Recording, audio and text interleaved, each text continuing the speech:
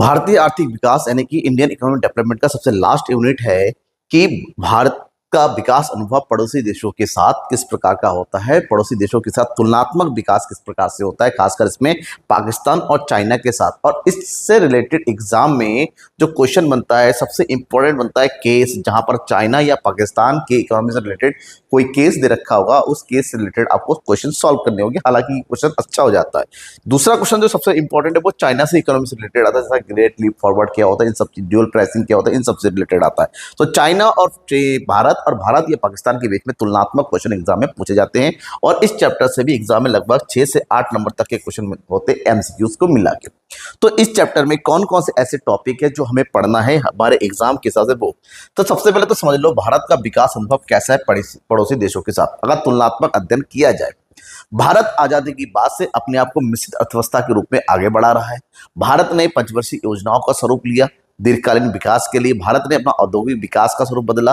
भारत ने जो है सार्वजनिक क्षेत्रों को प्राथमिक देकर द्वितीय क्षेत्रों को, यानी कि निजी क्षेत्र को जो है द्वितीय क्षेत्र में रखा।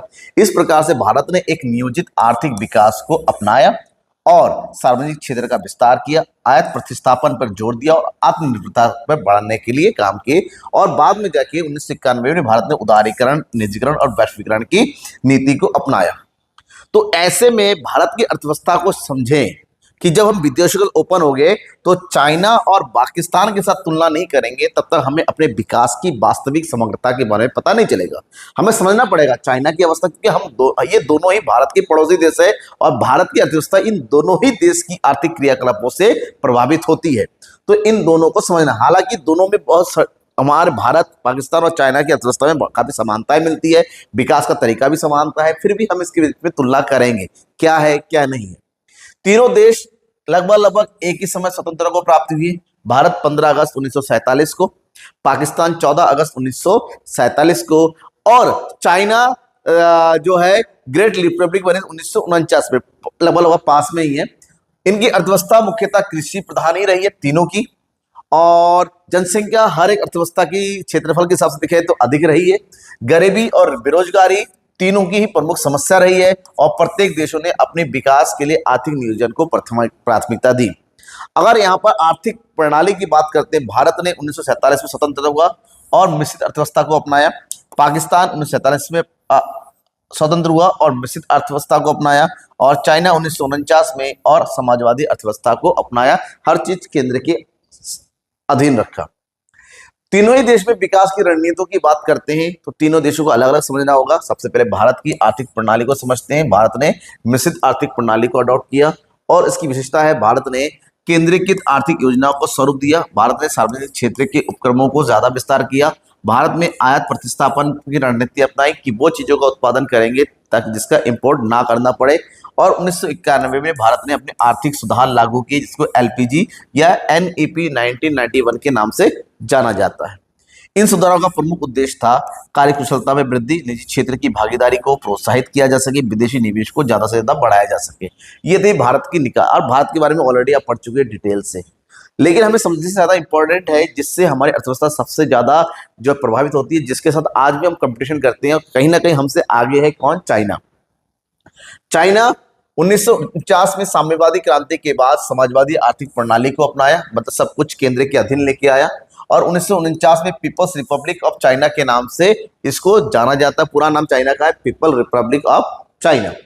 1978 में डेंग सियाओपिंग के नेतृत्व में चीन की विकास रणनीति में बदलाव हुआ और चाइना ने अपने जो समाजवादी आर्थिक प्रणाली में विदेशों से निवेश को लाने के लिए अपनी अर्थव्यवस्था को काफी हद तक बदला, जिसमें बंद अर्थव्यवस्था को खुली अर्थव्यवस्था में बदला। भारत बाजार उन्मुख प्रणाली की ओर आगे बढ़ा, निर्यात आधारित विकास को रखा, विदेशी निवेश और संरचना सुधार पर उन्होंने विशेष ध्यान दिया। अगर मुख्य रणनीतियों की बात करते हैं, सबसे पहले हाउस होल्ड रिस्पॉन्सिबिलिटी सिस्टम 1980 के दशक में उसने अपनाया। विदेशी पूंजी को आकर्षित करने के लिए विशेष आर्थिक क्षेत्र सेज के नाम से बनाया ताकि उनको विशेष सुविधाएं उपलब्ध करा जाए। टाउनशिप और विलेज इंटरप्राइजेस के माध्यम से औद्योगिकरण के बुनियादी ढांचों को विकास किया। मतलब चाइना ने अपना जो कुछ भी किया प्रॉपर प्लान के साथ, सब कुछ केंद्र के अधीन सरकार के नियंत्रण में रख के किया और प्रॉपर भी में किया। अगर इसको सही से समझे, 1978 से पहले भारत चाइना की अर्थव्यवस्था इस चरण में भूमि, उद्योग और उद्यमों सहित सभी महत्वपूर्ण क्षेत्रों पर सरकार का पूर्ण नियंत्रण था। सब कुछ सरकार की देखरेख में विकास होता था। ग्रेट लीप फॉरवर्ड के नाम से उन्होंने अभियान चलाया, 1958 में शुरू किया, जिसका उद्देश्य था तेजी से औद्योगिकरण और खासकर ग्रामीण क्षेत्रों के माध्यम से सामूहिक खेती को बढ़ावा दिया जाए। खेती को औद्योगिक का दर्जा दिया गया।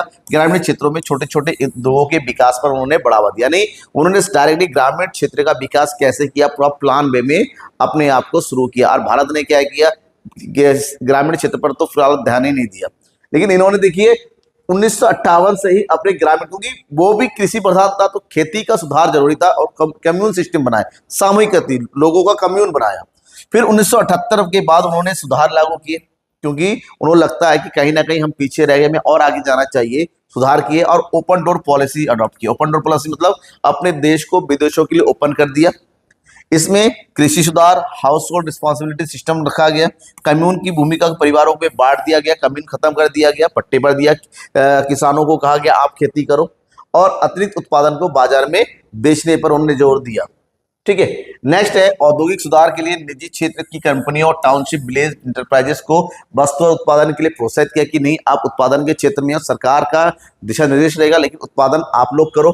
विशेष आर्थिक क्षेत्र दिया ताकि कर को ताकि विदेशों से फंडिंग मिले, विदेशी निवेश आए, जिसके लिए कर प्रोत्साहन दिए गए, बेहतर अवसंरचना मतलब इंफ्रास्ट्रक्चर उपलब्ध कराया गया, कम नियम लागू किए गए, सस्ती दर पे जो है भूमि दिया गया, सस्ती दर पे जो है श्रमिक उपलब्ध कराए गए, पूंजी की बेटर सुविधा, कर हटाए गए, सरकारी नियंत्रण को कम कर दिया गया, जिससे उस देश में जो है विदेशी पूंजी बढ़े और देश का आर्थिक विकास तेजी, और हुआ भी ये।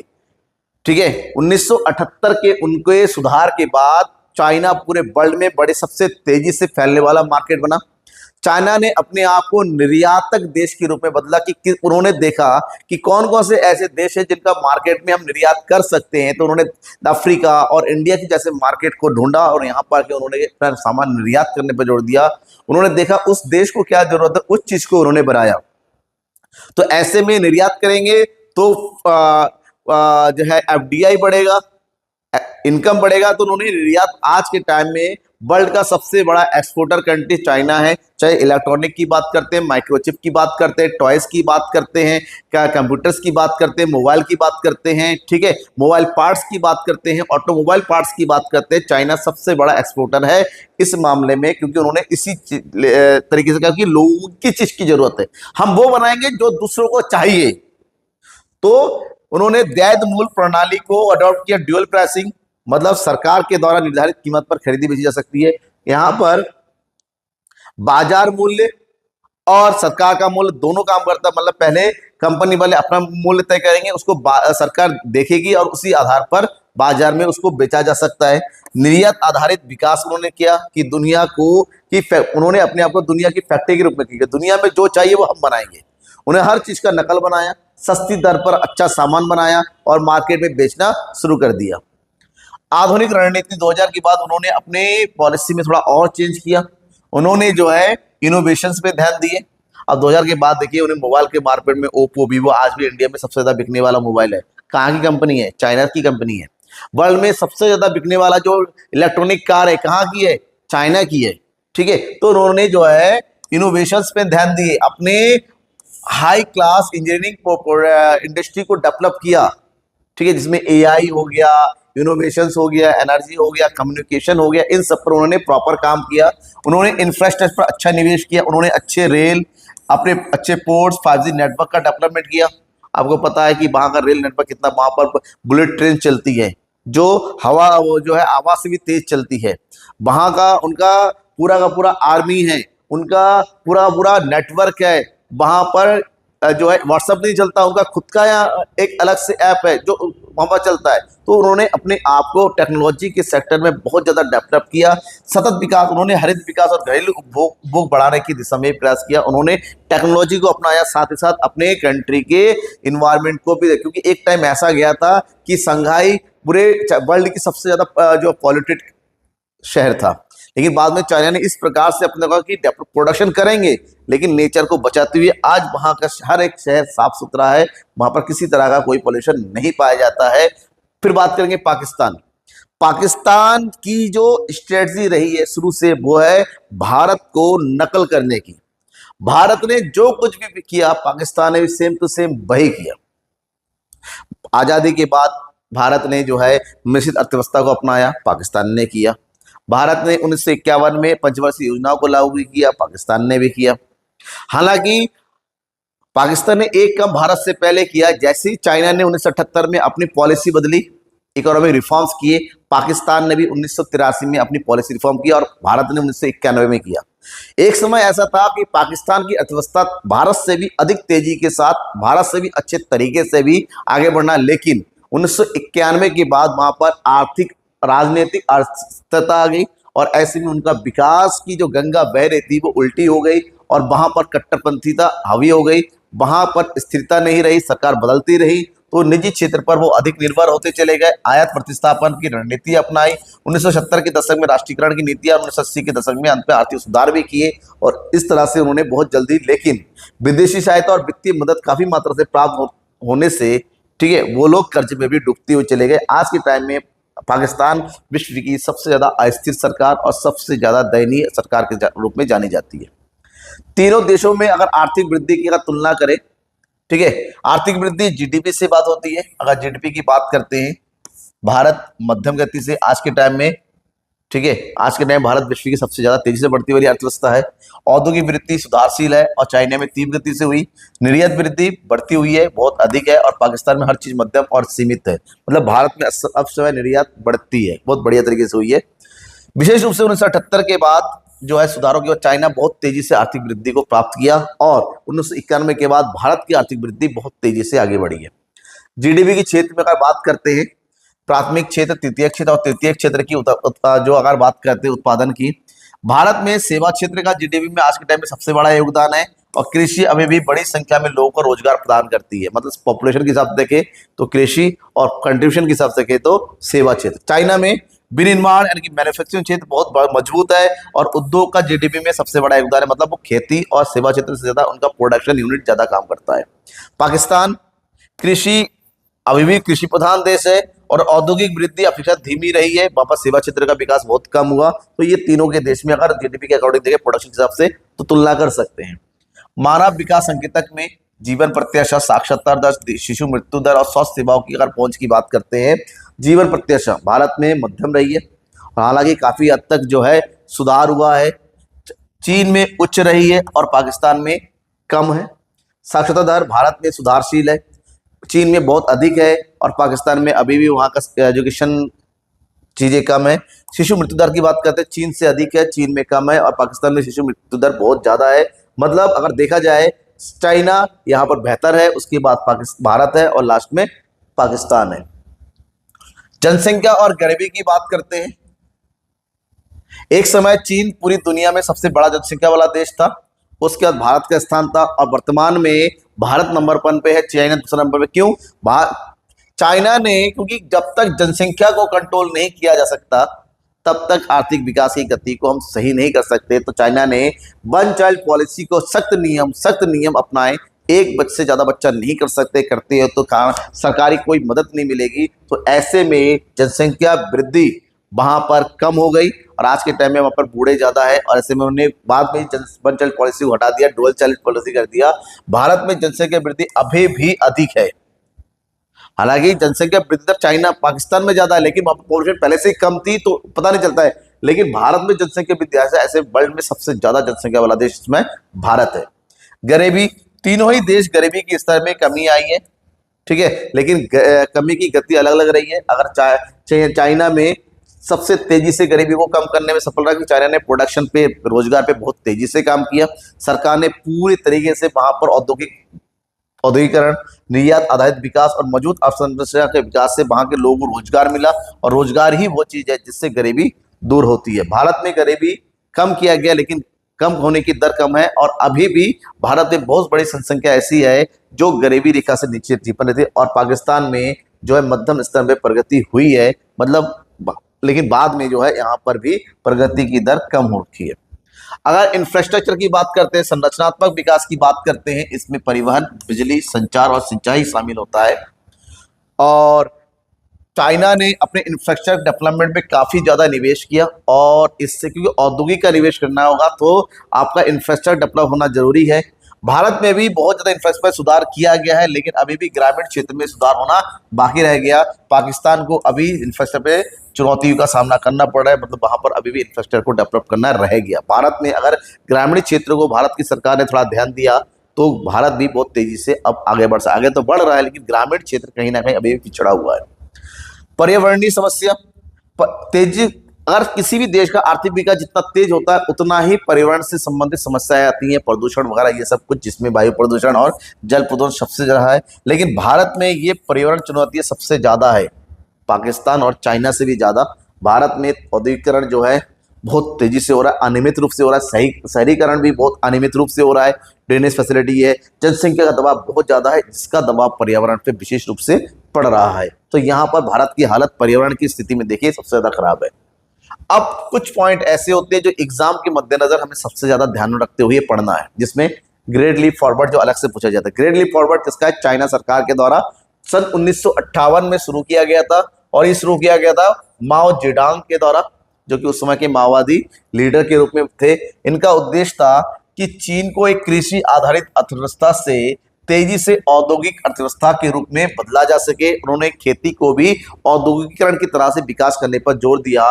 तो ऐसे में कृषि उत्पादन पर बढ़ाना, औद्योगिक उत्पादन का तेजी से विस्तार करना और आर्थिक आत्मनिर्भरता प्राप्त करना, इस जो है ग्रेट लीप फॉरवर्ड का सबसे इंपॉर्टेंट उद्देश्य रहा।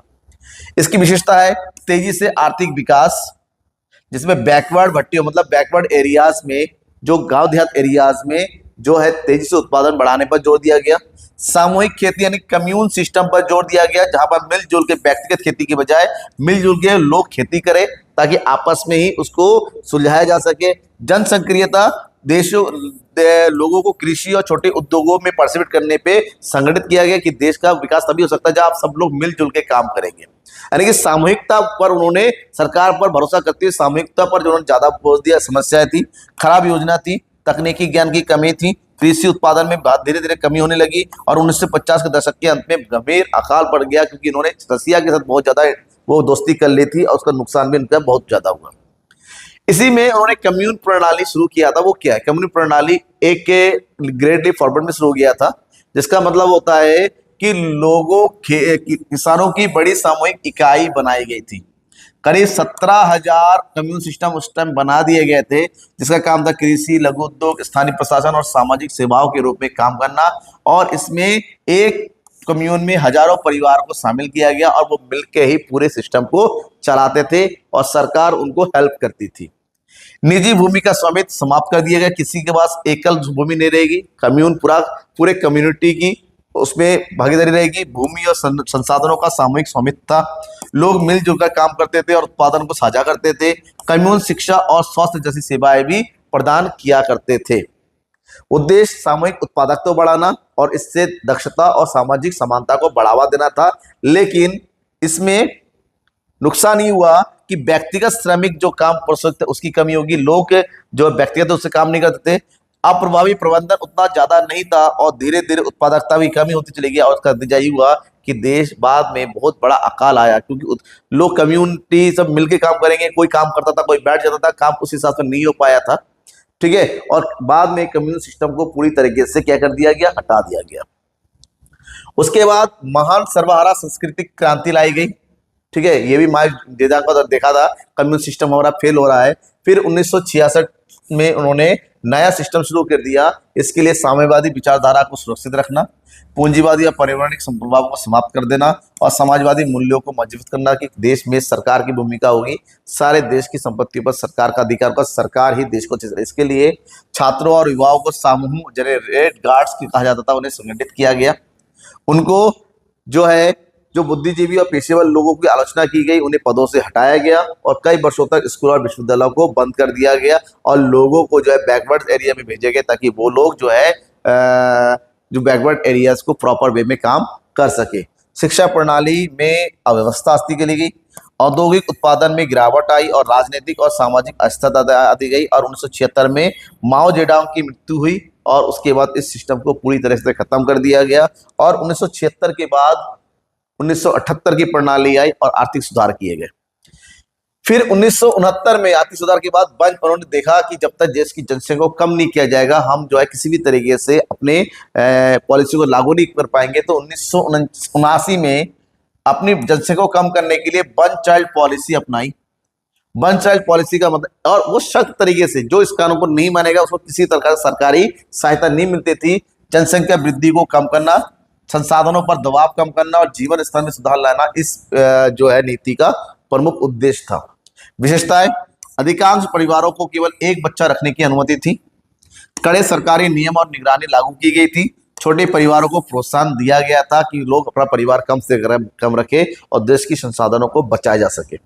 प्रभाव, जनसंख्या में वृद्धि में बहुत तेजी से कमी आई और लोगों की प्रति इकाई आय में वृद्धि, क्योंकि लोग घर परिवार में लोग कम होंगे, कमाई करने वाले लोग ज्यादा है, बच्चे कम है, तो ऐसे में उनका प्रति व्यक्ति आय बढ़ गया, जीवन स्तर में काफी हद तक सुधार हुआ।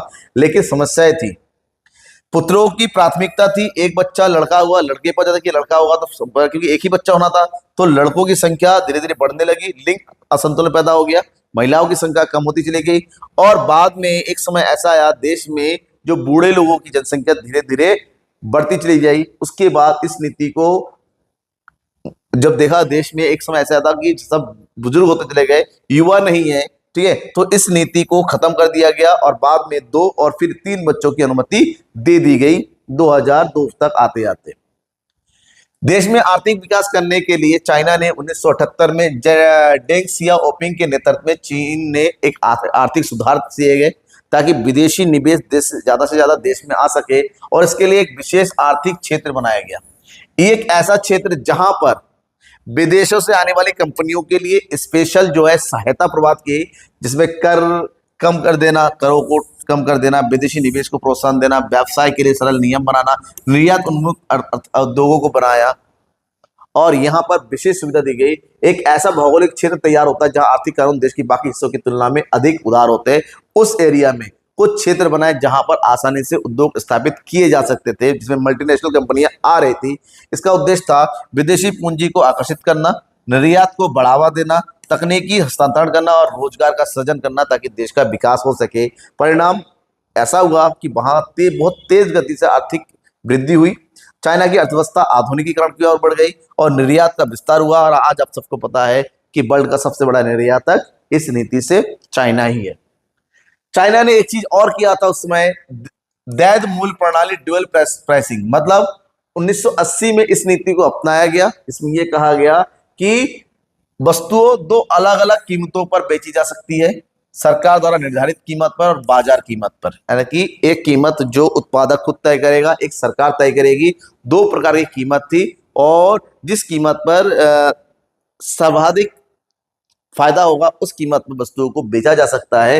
ये काम करने कैसे करती थी, वस्तुओं एक निश्चित मात्रा को नियंत्रित कीमत पर सरकार को बेचना होता था, अतिरिक्त उत्पादन को खुले बाजार में अधिक कीमत पर बेचा जा सकता था। मतलब सरकार जिस कीमत को तय करेगी उसको सरकार खरीदती थी और बाद में खुले बाजार में बेचा जा सकता, सरकार फिर उसको बाकी एरिया में आगे बेच देती थी। उद्देश्य धीरे धीरे बाजार तंत्र को लागू करना ताकि बाजार तंत्र, क्योंकि शुरू से ही उनके तरफ समाजवादी रही, तो बाजार तंत्र को बढ़ावा देने के लिए सरकार ने यह काम किया। उत्पादन के लिए प्रोत्साहन बढ़ाना और अचानक आर्थिक अस्थिरता को कम कर देना, ताकि हर चीज अचानक करेंगे तो लोड पड़ सकता है, इस चीज को उनकी सरकार ने। और चाइना की इसी पॉलिसी के कारण चाइना आज बहुत ज्यादा आगे है, एडवांस है, उनके आधुनिकीकरण बहुत तेजी से हुआ है। लाभ, उत्पादकों को उत्पादन बढ़ाने के लिए प्रोत्साहन मिला क्योंकि उनका प्रोडक्ट को सरकार खरीदती थी तो फायदा उनको मिलता था। नियोजित अर्थव्यवस्था से बाजार उन्मुख अर्थव्यवस्था की ओर धीरे धीरे वो बदलती चली गई। अब इस चैप्टर में कुछ इंपॉर्टेंट क्वेश्चंस है जो आपको पढ़ने हैं, जैसे 3-4 नंबर वाले में, भारत की तुलना चीन और पाकिस्तान से क्यों की जाती है। दूसरा, चीन द्वारा अपनाई गई विकास रणनीति की व्याख्या कीजिए। ये सबसे ज्यादा इंपॉर्टेंट है, चीन की विकास नीति। भारत की विकास रणनीति के मुख्य विशेषताएं क्या क्या है। 6 नंबर की बात करते हैं, भारत और चीन के विकास अनुभव की तुलना कीजिए। भारत, चीन और पाकिस्तान के आर्थिक वृद्धि के अंतर की व्याख्या कीजिए। विकास के चीन अनुभव भारत से क्या सीख सकता है, ये इंपॉर्टेंट है। ये सबसे ज्यादा इंपॉर्टेंट है, भारत और चीन की तुलना। जब अलग अलग डेटा दे सकता है, केस स्टडी होती है, आपको उसको बड़े पढ़ना है और अच्छे से आंसर लिखना है। कोई डाउट होता है तो जरूर पूछिएगा। ठीक है, थैंक यू एंड बाय।